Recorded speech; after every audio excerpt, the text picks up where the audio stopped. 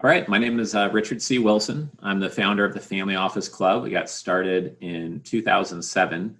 We've now grown into a 16-person team. And today's webinar is going to be on Q&A for ultra-wealthy investing and investments. We're going to talk about family offices, questions you have about structuring deals. We're going to talk about what investors are looking for, how they're dealing with the crisis, maybe challenges you're having on investor relations or setting up your family office. Pretty much anything you would like to talk about. On these types of webinars, we always have people saying, do you know anyone who wants to invest in my battery company based in Idaho doing $500,000 in revenue, or, my real estate deal on 8th Street downtown and in Seattle, et cetera, very specific deal kind of pitch questions.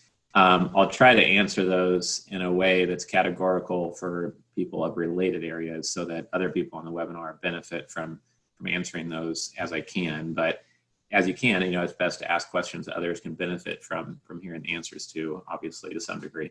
So I had a couple questions come in actually before the webinar, and I wanted to address a couple of those I've written down here in my notes. One was from Jim in the senior living space, who's asking about investors preferring joint venture deals versus preferring something that's more of a blind pool fund.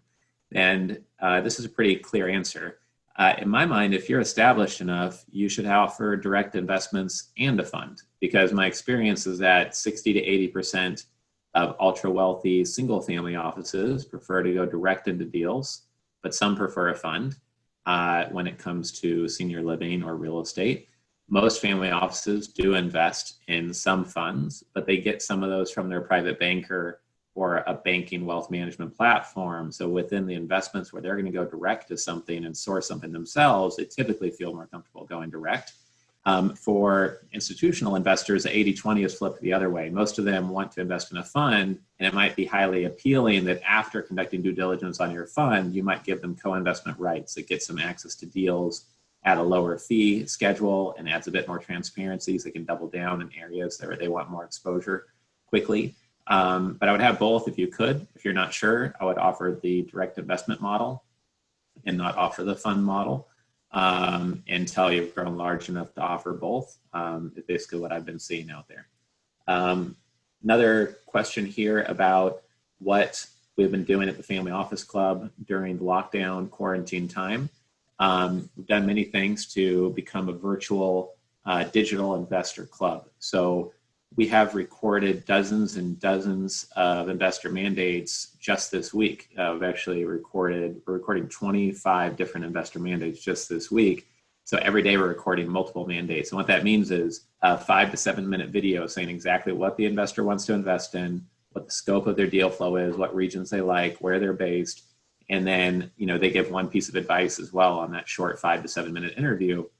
The more that we can be recording those investor mandates, the better. Every week we do a webinar. Every week we do a discussion panel with 5 to 6 investors. Price of oil went negative yesterday and the day before, and we're doing a oil and gas energy panel tomorrow with 5 different investors on there to share their perspectives. So those are interesting. It can be educational, as well as maybe finding an investor lead through there or an insight that'll help you with all the investor leads you're sourcing. But in terms of other things we're doing during the quarantine, besides releasing one investor mandate interview every day, we're really changing the interface when you log into the portal to be able to submit your materials more easily for review, find the relevant mandates more quickly, and also take advantage of our workshops that equip you with 150 capital raising strategies. Personally, I'd always wanted to run a marathon. So a couple of weeks ago, I did that on a Saturday. I was actually in quarantine, locked down in my office, literally day and night, because I'd been exposed and my family had not. So I had the free time on my hands and just trying to now enjoy time with family, put out a lot more thought leadership. Yesterday, I had 11 recorded sessions on the calendar with different investors and webinars that others were putting on where I could speak on, et cetera. So those are some of the things that I've been doing personally and just as a business, during this time. So we've got 17 questions in here, so we're going to try to move quick through them. What are the high net worth individuals looking at specifically as it pertains to alternative investments? Still largely private equity, direct investments, or are they considering public equities? All of the above. First of all, we have 2,000 plus registered investors. We're up to 113 now that I represent directly under contract, meaning when they invest through me, I'm getting a little performance fee on the investments they do through me, and we take our fees from the investor, not the person raising capital, importantly. But we have 2,000 total in the investor club as members. And so if you're looking at all of the above, I would say right now, to be more helpful to those here listening, is that on average, the investors I'm speaking to have put 10 to 25% of their capital back into public equities. I'm not saying everyone should run out and go do that now if you haven't yet, but in the month of, in late March, mid to late March, a lot of them had started putting on those positions, or now here in April, put that on 10 to 25%. I don't know anyone who's gone fully all in back in the market, because a lot of people think there might be a deeper bottom than we're at right now. On real estate, a lot of stuff hasn't repriced. I don't know if the member is on here today, so I don't want to name them, but I got approached just yesterday by a member through Jennifer, who's kind of our member happiness coordinator, and Jennifer sent over some information from this member, and it was on a retail investment opportunity, priced at, I don't know if it was 70 million or so. And it looked like it was priced, pre-crisis. And I said, well, none of those retail shops are open right now, right? And, when they do open up, demand could be lower. People might be buying stuff online, or maybe the restaurants can't have as many people in them. Have they repriced this for the crisis? And she said, oh, no, they haven't. I'm just kind of been sent out to get feedback and stuff. I'm like, well, the feedback is you're not being realistic, because it's not, in line with what's happened in the real world. Via LinkedIn, I was sent 3 hotels in a major U.S. city that they said had a $22 million NOI, and they wanted to sell them at a 7% cap rate. I said, well, they're not earning $22 million NOI right now, so I really don't think you're going to get that deal done at a 7% cap rate unless there's some downside protection there, or it's a real excellent location property, et cetera. It's just going to be tough if you haven't adjusted the prices for real estate, because there's an unknown factor. People don't know how much to adjust them down. So if it's not really good enough to make them lean forward, why would they move right now? I might as well collect, get more information, and then move forward in a little bit, versus right now, unless there's a discount applied to that big question mark. A lot of people do not think there's going to be a V-shaped recovery. The stock market might show one and might reward you, perhaps, if you invest, whether things go down to a new bottom or not. Perhaps because of stimulus and everything else, the stock market may jump back up a percentage, but that's not the area we really focus on. And we're just seeing a big disparity between what the stock market is doing and small businesses struggling, record unemployment, and there's no way all those people are getting hired back when we're quote unquote open for business, which will go through phases, because a lot of those companies are just going to slowly hire based on how many people are coming into their restaurant or their movie theater, et cetera. So there's going to be a massive amount of unemployment here.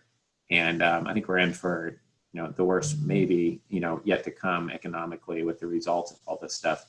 What's the bias against aviation and airline space given the current environment? I don't think there's a massive bias against aviation. I think aviation will pick up before rental car and hotel, because someone might want to see a family member, do a quick business trip, come back the same day, or they might do a trip somewhere and stay with family members. And might not, the rental cars, they could be using Uber instead of rental car, et cetera. But I don't see any big bias against the airlines. I mean, I've seen that Buffett has 2 or 3 positions in airlines, and, he has always said, be greedy when others are fearful, and be fearful when others are greedy. Who knows if half of them are going to go bankrupt? So it's a pretty risky investment to be looking at. But I know a few family offices who actually like the fact that everyone's hating them right now because of the potential value upside there. This is a question from Pete, a renewable energy company. They're finding company capital has been challenging. What's the best way to pitch renewables or impact investments? The thing I would always think of is who already knows you well, who knows that industry well, and who's local to you. Those are the people who are already up trust curves, or you can move them up the trust curves as fast as possible. I would also look for, if you're doing renewable energy infrastructure, it sounds like, look for publicly traded companies, look for corporations that would strategically benefit by partnering with you and helping lower your cost. Many people go out and say, oh, we need to raise $20 million. But if they had a big brother partner that gave them some infrastructure access, maybe they only need to raise $6 million or $8 million, or maybe that big brother partner will provide half the funding plus infrastructure if they can go find the other half of the funding. So I would think through those types of ideas. Is it realistic to raise 100% equity on commercial development? What should I ask as a sponsor? It's supposed to be commercial real estate development, I'm guessing. Most people put up 5, 10%, sometimes a little bit more for commercial real estate development. But you could raise 100% equity. You might give up more on the economics. If this is your first raise, you might have to give up a lot of things to make it work. You might want to co-GP with someone who can help you get the raise done to de-risk you never getting it to the finish line. That's a massive risk if you're in your first deal or 2 or 3. So I'd consider those options. You could go to a sponsor who's knocking out deals like yours all day long, perhaps, and say, hey, I found a great deal. I think I can raise part of the capital. If I don't raise any capital, can I be an X% partner? If I raise this much, can I be this percent? And figure out if there's a way to de-risk the deal not getting done. There's a question from Dan. Hey, Dan, thanks for joining us here today. With everybody in the world going online, what is the appetite to invest in media tech, content tech companies? Thanks. I think that there is an appetite, but the biggest appetite is for those types of companies that have a subscription model, reoccurring revenue model, a model that's doing even better now than before the crisis.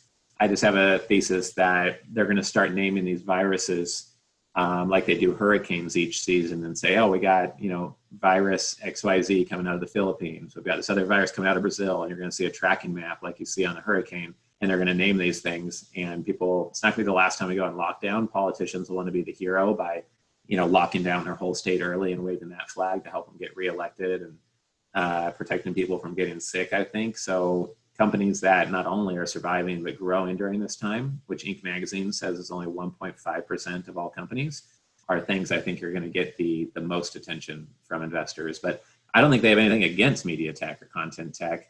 But an existing company is always easier than a new one. Could you discuss the individual family office models that exist? How are they different at 100 million, 500 million, a billion? Thanks for that question, Matthew. So many people form a virtual family office for a very lean solution when you want to keep your overhead low, outsource almost everything. And let's say you buy dry cleaners. Well, maybe you want to have your own little team for scouting, negotiating, structuring, dry cleaner, acquisitions, and your personal financial affairs, maybe a half-time person or 1 or 2 full-time people. And you could have them work remotely or just have a very small office. That would be a virtual family office for one person. A single family office typically becomes more practical in a full-fledged sense, meaning you've got 2, 3, 4, 5 or more full-time professionals, and you're doing a few more things in-house. That might make more sense when you get to 50 to 70 million or 150 million or 100 million plus. We have some clients that are at the 50 to 75 million that have 3-person family offices. We have several clients over the 100 million mark that have 10, 12-person single family offices. A multi-family office is when someone's set up to serve 5 families, 20 families, 100 families, and you usually have to have a net worth of 5 to 7 million to join one of those these days. The requirement used to be 10 million plus, but a lot of them will take you in at 5 to 7 million. If anyone needs connections on those and figuring out the right solution, just fill out the form at our investor portal. It's at privateequity.com. It's only for investors. It's not for anyone raising capital. If you're raising capital and you want to work with our investor club and you want us to see your deals and get to know you and learn our 150 capital raising strategies, go to familyoffices.com. And if you scroll down, there's a registration form on the homepage. And if you register at familyoffices.com, you can join the investor club as someone who's looking for investors or clients or raising capital. Strictly an investor, you go to privateequity.com. So if that answers your question, Matthew, we have a ton of education on that. We have over 300 videos on YouTube, and we've published more on YouTube in the last 6 weeks than we did, I think, all last year to give you a taste of what you can get in the membership. Important to note is that any investor mandates you see on YouTube have bleeped out their last name and their contact details and their firm name. You only get that if you're a member.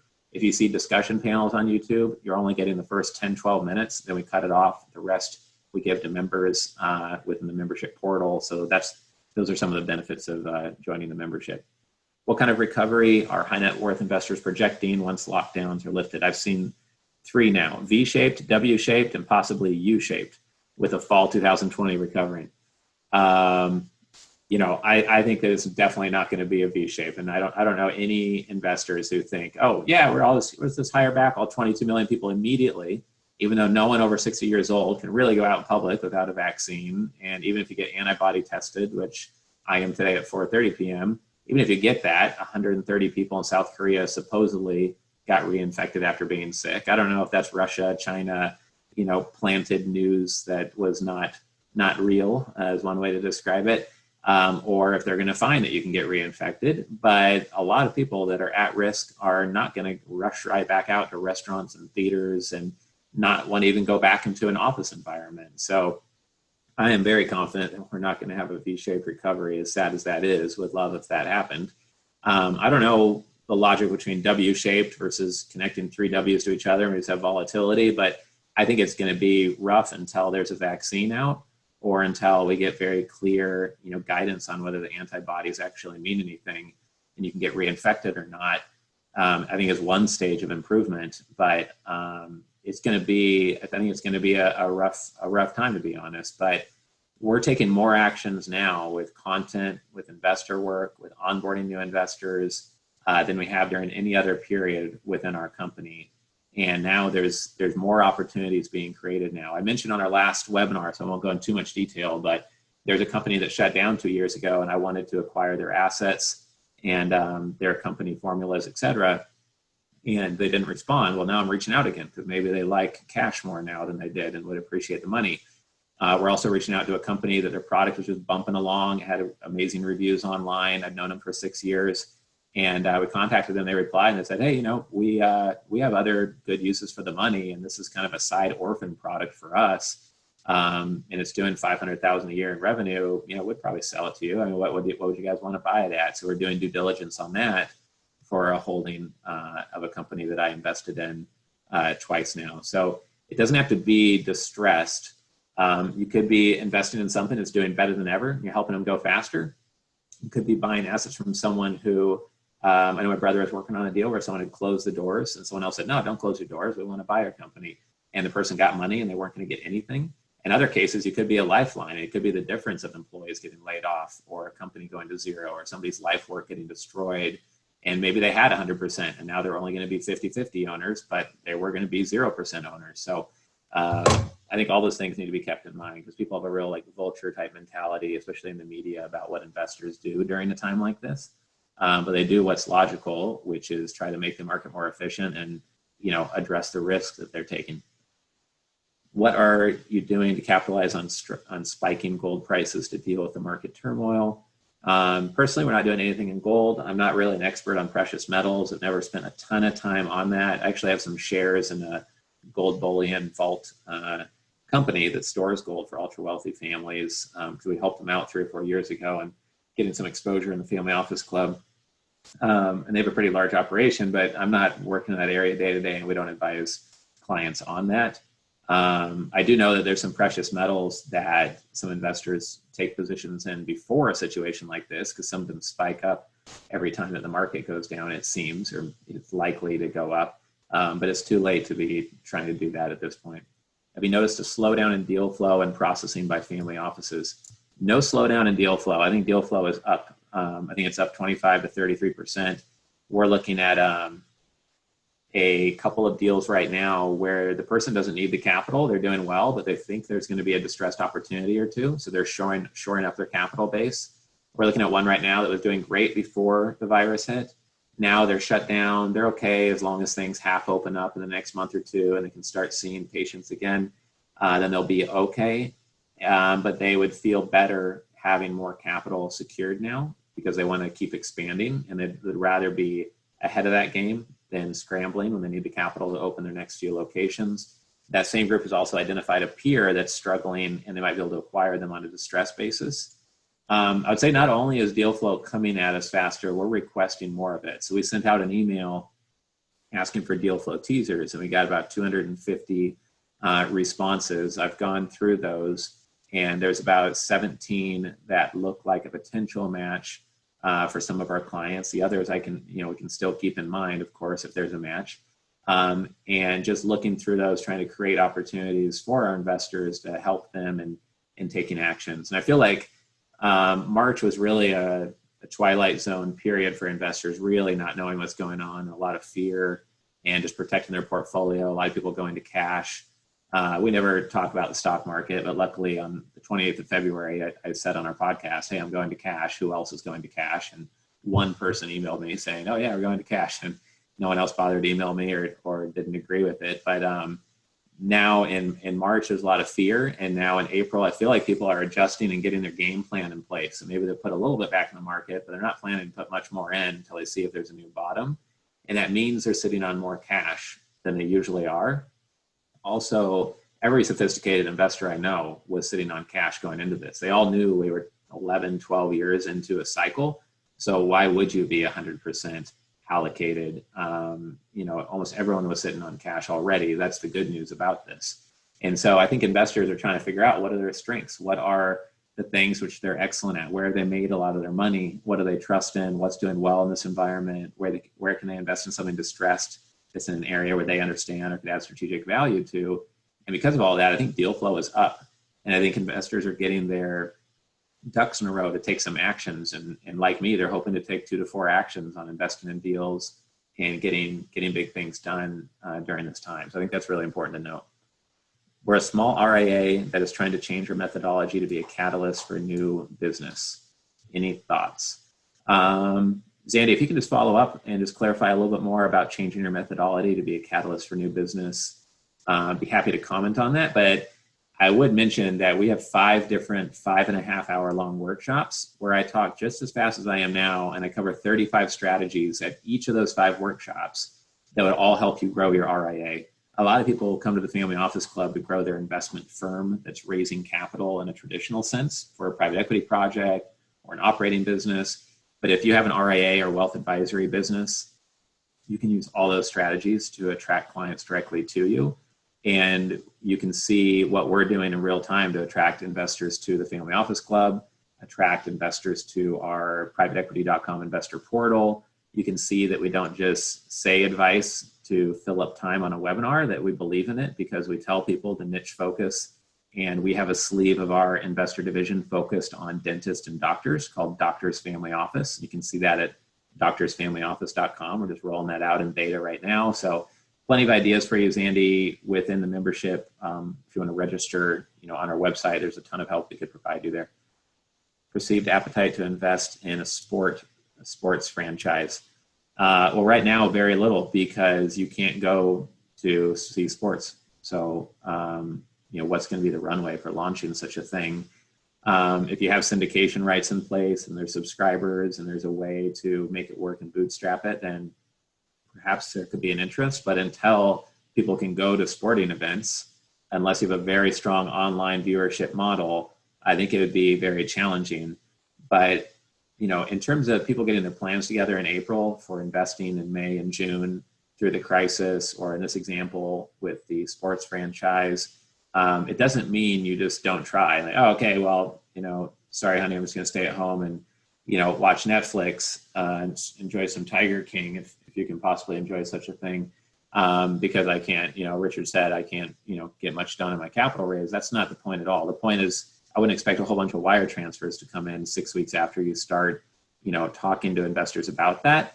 But investors want to get to know you. They want to see what genuine value add you have. They want to see what insights you have. They need to be educated about you, your team, the marketplace, the opportunities. You can still be planting all of those seeds so that when things come back, you hit the ground running. If you wait until things come back, then you're going to be 3 to 9 months behind the ball, and you're going to be off track for getting anything meaningful done in that first quarter after things come back. So Matthew, again, from what I understand, the more wealthy the family offices are structured like companies, like buddies from high school involved. Family office usually, as they get professionalized, set up an LLC to mitigate risk. They might have payroll. They might even have a brand and do marketing for their family office to get more deal flow. We talk about that at our Private Investor Advantage workshop, which is one of our 5 full-day workshops that we've recorded in the portal for you. Some do co-invest let's say they're a manufacturing family and they've got 3 or 5 peers, or I know one in the auto industry, they all meet in one city once a year, and there's 12 of them. They're all 65 years plus. They're all worth 50 million plus in the industry, and they trade investment ideas and invest with each other and trade deal flow. So many times they have their own structures, and to be able to write certain things off, it can help to have legal structures around the virtual family office or single family office. And there's different variations for virtual family office and single family office. One I didn't mention is a multifamily office model where they're basically helping you structure your single family office. So they're serving many different families, but basically helping them all set up the infrastructure for their single family offices. Also important to note is that investors who register at privateequity.com, we give them free advice, free resources, introductions to a family office accounting firm if they need that, or what top wealth advisors we know, et cetera. So we're happy to help, and we don't charge a consulting fee for that. We used to, and we found out that after 18 months, we kind of run out of smart things to say about starting your family office, and people don't want to pay the retainer anymore, and I don't blame them. So it would always shift to helping them source direct investments after they were formalized. Now we flipped it. We said, don't pay us anything. We don't need a consulting fee. We don't need a management fee. Just pay us a profit share on the gains off of investments that you do through us. And we'll just show you conservative family office quality type investments, unless you ask for something very specific otherwise, and just give away for free the consultant advice that others are charging $300 an hour for. And that's what we do to get our foot in the door, which is one of the things we always suggest, through the club to our members.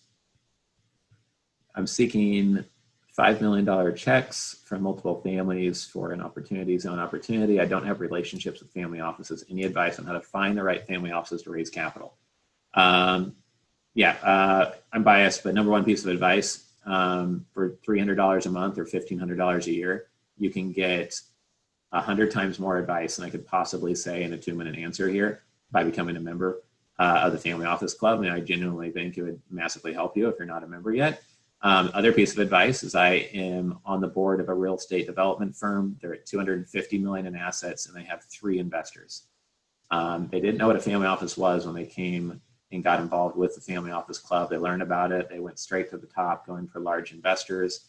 The founder calls potential investors every week.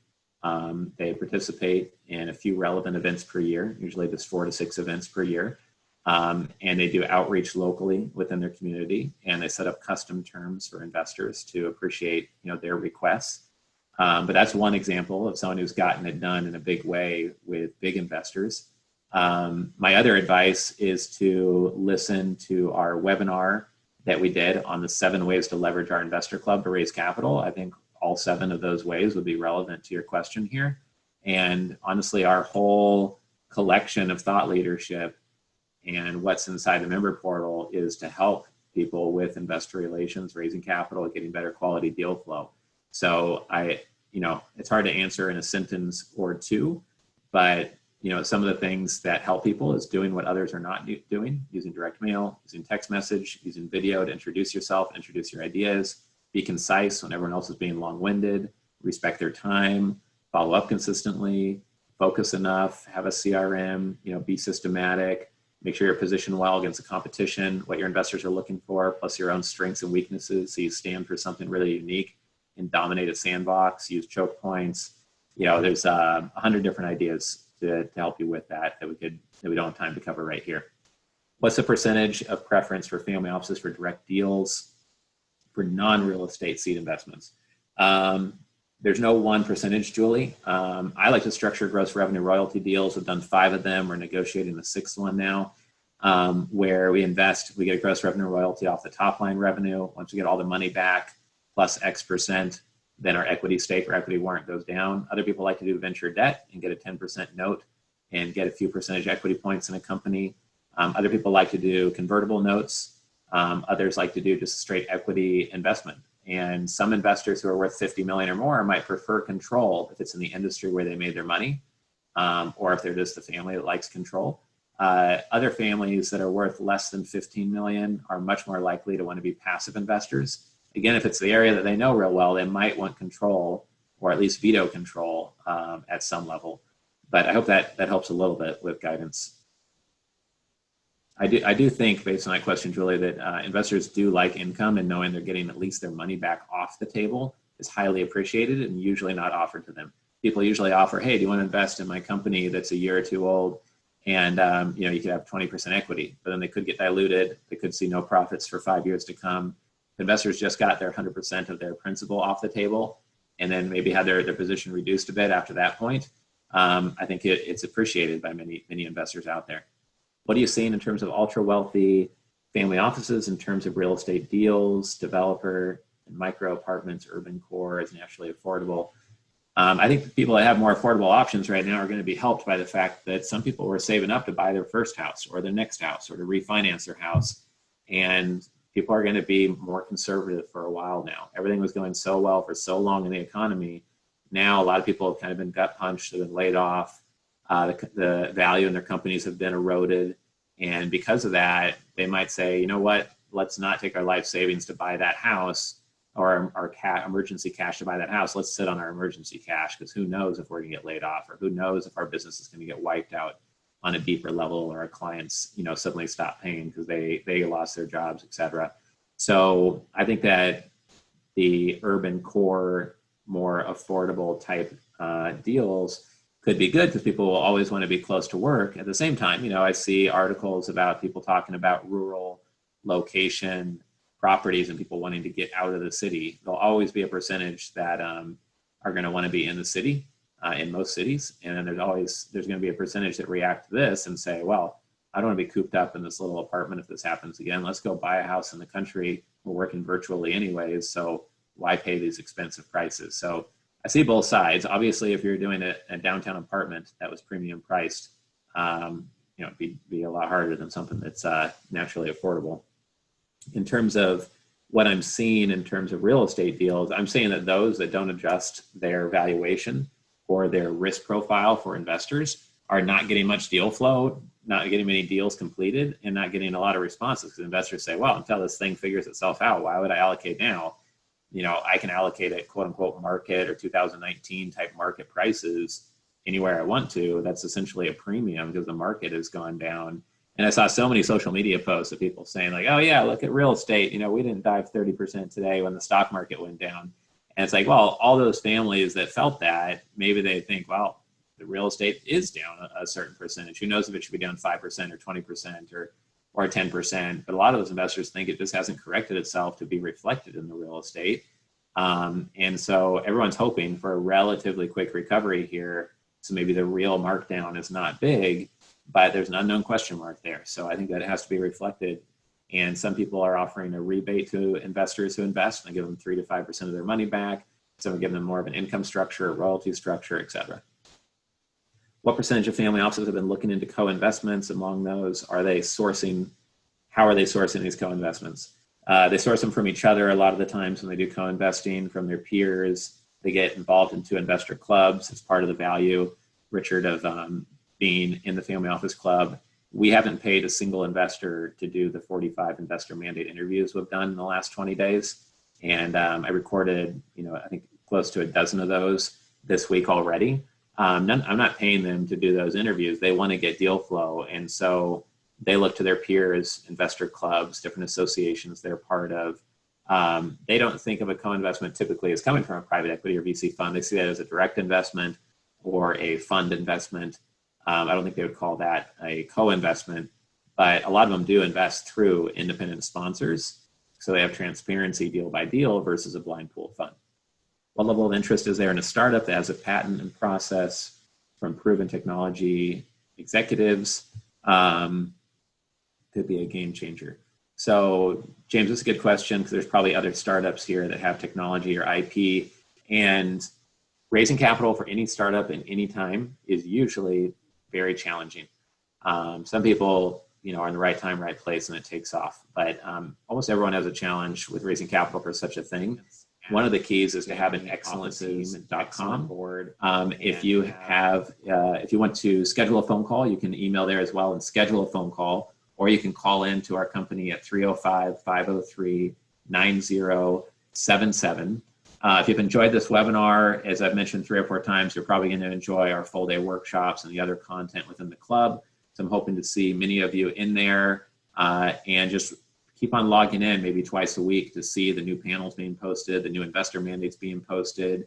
And it's a great time to be looking at the workshops that we provide, because in one workshop, we'll give you more ideas than you can implement in a month. But by watching 5 of them, you'll be able to say, okay, out of those 35 strategies in this one, here's the 3 I can move on now. And this other one, here's the 7 things I could move on. You can create your kind of plan for moving forward with a really robust, much improved investor relations and capital raising process that otherwise would not be possible. And I think over 18 months, we can transform everything you do as it relates to investor relations and capital raising. And a lot of our ideas are not, oh, now I understand it and I can just go do it. You actually have to put in the infrastructure, put in the work, put in the positioning, do the exercises, talk to your team, talk to your partner, get feedback, put in the next iteration of it. And if you don't start doing that homework now, you're just going to be 18 months behind the other people who are putting these industry leading best practices into place in real time right now. So hope everybody enjoyed the webinar here today. We're going to do these Q&A webinars probably once a month, and then our other webinars will be a bit more topical, focused on a single idea or a single type of investment opportunity or a single strategy that we feel like the community is asking for a lot of the time. So take care and hope to see you within the club. Bye.